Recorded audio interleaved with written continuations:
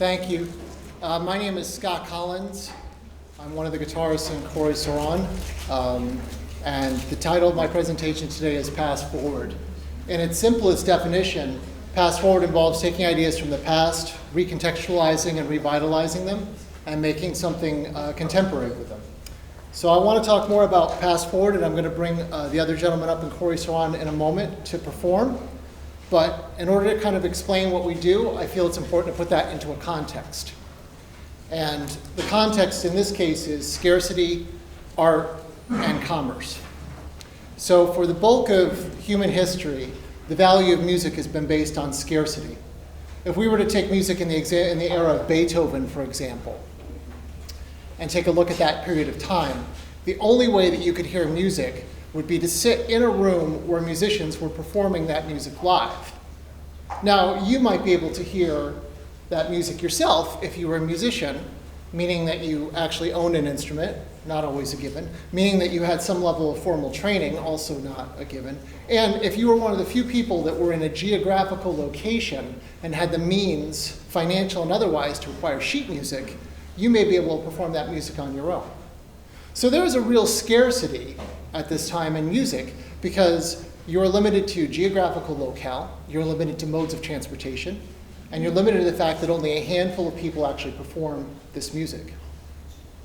And this scarcity continues up until about the 20th century. And if we step back from that a little bit, 1877, since we're TEDxSchenectady, we give a shout out to Mr. Edison, as we must do with all these things.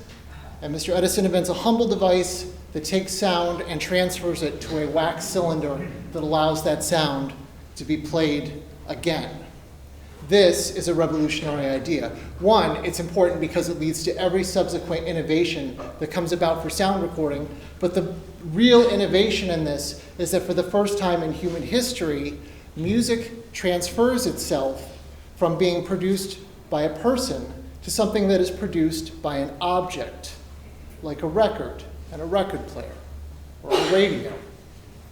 And since we're speaking of records, I can talk a little bit about how records are made at this time. Anytime that you have a new technology, that technology is prohibitively expensive. And with the machinery that was used to record music, this is most certainly the case. This is far beyond the means of anything that a musician would be able to afford. So entire industries come up where people who wish to sell records advance money to musicians. Musicians go to places called recording studios, where they actually have this equipment on hand and engineers who can operate it. And then the recording studios record the music, the record companies make the record, they market and distribute the music, and then eventually maybe the musician makes some money from this. Now the interesting thing about record companies is that for many years the record companies actually act as a gatekeeper. They create an artificial scarcity in the marketplace, because unless you're independently wealthy, you're not going to be able to record music on your own. So they limit the stream of artists and they limit the stream of music that goes out into the mainstream. And this continues pretty much unfettered until about the end of the 20th century. Then at the end of the 20th century, the record companies face a technological hurdle that they can't really get over, and namely that's computers and the internet. And one of the side sets of computers and the internet is that as computers decreased in price and became more powerful, the software that was with it also became more powerful. And that software started replacing physical hardware. One of the things that it would replace immediately that comes to mind is something like a calculator, which is no longer a little physical device that you buy. It's an app that you have on your phone, or a piece of software that you have on your computer. But as a secondary thing, computers brought recording and music recording to the home computer. And now not only musicians, but anyone that owned a computer had access to be able to record music. And they did. And now with the internet, anyone could take that music and put it out anywhere into the world. And they did. And the number of releases that went out into the world increased exponentially from what they were originally. This floods the marketplace. Now this in and of itself isn't really enough to really concern the record companies, because most of those people, quite frankly, were never going to get a record deal anyway. Now the real killer for the record industry were MP3s and file sharing. And the reason that file sharing was the killer for the record industry is because file sharing, one, taught people that music could be free if they really wanted it to be free. Two, the retail stores were no longer required to purchase music. And 3, and this was the real big one, that you no longer needed a physical object to listen to music. This completely upends the music industry because the entire music industry was based on an idea of creating false scarcity to create demands for these objects that held music. Cassettes, LPs, CDs, etc. So, what's the industry to do? Well, the music industry does what it does best. It puts its head in the sand and continues on like business as normal. So they attempt to take the same false scarcity model and apply it to the digital realm. And it is a dismal failure by all accounts. It completely destroys the music industry as we know it for that and a variety of other reasons. And essentially, out of all the major record labels, we are now left with 3 at the time of this presentation. A second approach emerges from this. Many artists who were formerly on record labels are now out of business and are now independent artists. And they look at this model, this internet model, and they misinterpret the demands of the market. So what they say is, oh, apparently what we just need to do is just put our music online, and then we're all going to live happily ever after. Now, while they're putting that music online, not necessarily building the tribes of people around them that they need to sustain those sales for live music, because again, it's a false scarcity. You can get the music for free. While all this is going on, musicians, being musicians, start undercutting each other because they want to get their price, they want to get their product more in the front of people, so they think if they cut the price on what they're doing, that maybe they'll buy their track. And this person cuts the price, and this person cuts the price, and this person cuts the price. And eventually, they're back down to 0.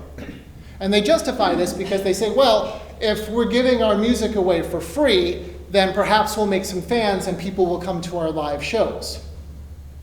But while all this is going on, the live venues that produce music are also facing a similar problem. And their problem is that they are also running their business model the exact same way that live venues have always run their business models. And they don't have an answer for the technological dilemma that comes up with streaming services, with people who watch movies at home via Netflix, people watch TV through Hulu, or any other reason that people have to stay home rather than to go out at 10 o'clock at night on a Tuesday night and pay for an overpriced beer and watch their friend's band play. So the venues close. So now it's even harder to make money as a musician. There's several other options we could explore here, but I'm going to talk about a third option, which is a present-day option. And that is the option that recognizes that if music is ubiquitous, then perhaps what we have is an opportunity here to take a look at the demands of the market and see what needs are not being met and meet those needs. Now, at the time that we had file sharing, Napster was the first big company that did file sharing that also put the largest target on their back. And while they were getting sued into oblivion, companies like Pandora took a look at this and said, I don't really know that people like Napster that much. It's kind of clunky. It's not a really great interface. It seems like they just want music. Why don't we just give them music? And that's what they did. They basically created what was initially known as internet radio, what we now know as streaming services, and it paved the way for other companies such as Spotify of what we know today. And if we look at the figures, the facts and figures for music sales, we can see that people aren't buying CDs anymore. If you look at iTunes' latest stats, you can see that they're not buying singles anymore, they're not buying albums anymore on iTunes either. So it'd be easy to come to the conclusion of, people just love streaming. People have a love affair with Spotify that will never die. And I don't think that that's true. I think that the reality of the situation is that people use Spotify because it is convenient. And just like Pandora took a look at Napster, if we take a look at Spotify, I think we see the real needs of the market. And the real needs of the market are the fact that at the end of the day, what people want is access to songs. At the end of the day, what people want is when they're trying to get amped up for something, to be able to put that song on and pump their fist in the air and scream along with every single word. They want to be moved emotionally. They want emotional resonance. At the beginning of this presentation, I talked a little bit about music at the time of Beethoven. And I think in many ways, we're going back to a model where music is an experience. It is a connection between an artist and an audience, not a digital genie that is held in a bottle that is for sale. Also during that era, I would be remiss if I didn't mention the fact that while there were professional musicians, there were also folk musicians who were making music at that same time. And these people created music that had such meaning and impact for the community around them that this music was transmitted often orally from generation to generation to be preserved. Music's a language. In Korisoron, we take music from a variety of different cultures and we make something new with it. And we do this because as a listener, as someone who loves the sounds of other languages, I might be able to pick up some words. I might be able to pick up some grammar by listening to the language.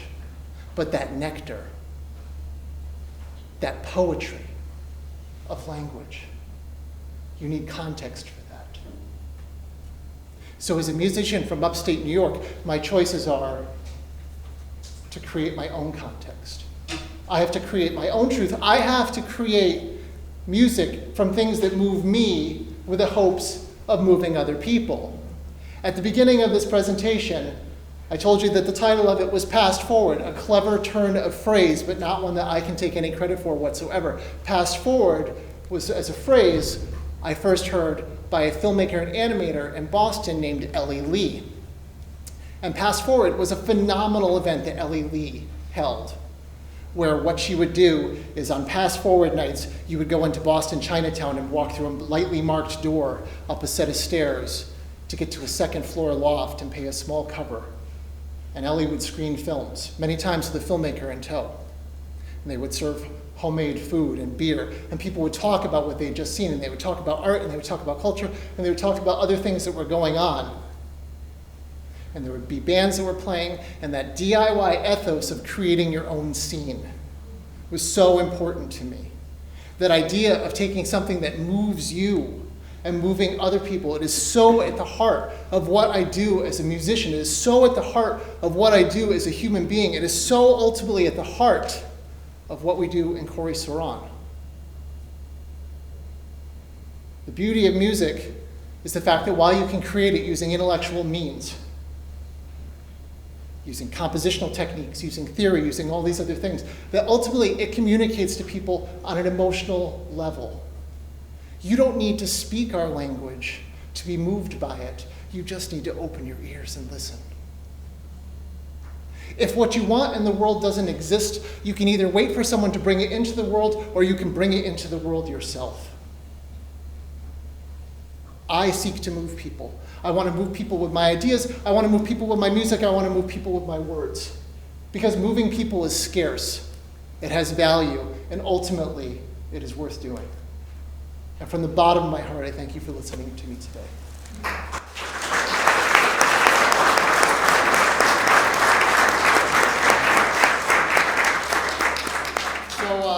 In the words of Herschel Gordon Lewis, let's hear us some music. I'm going to bring up Farzad Golpayegani and Dean Mirabito. And Farzad plays guitar and Dean is playing percussion. And I'll talk to you a little bit about the piece we're going to play.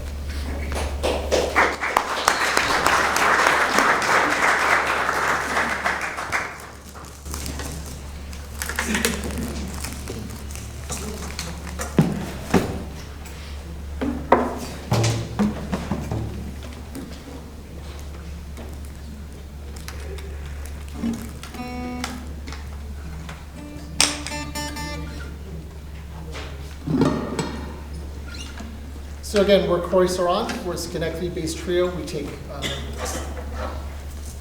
influence from music traditions around the globe and write something new. In this case, what we've done is we've taken a South Indian melakarta, which is basically a 7-note scale, and we've used that as melodic and harmonic materials to write a new piece.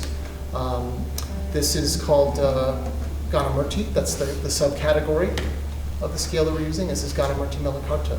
It features Farzad Golpayegani on acoustic guitar and Dean Mirabito on kanjira, which is a South Indian instrument. So we're going to take the esoteric and make it a little funky for you. We hope you like it.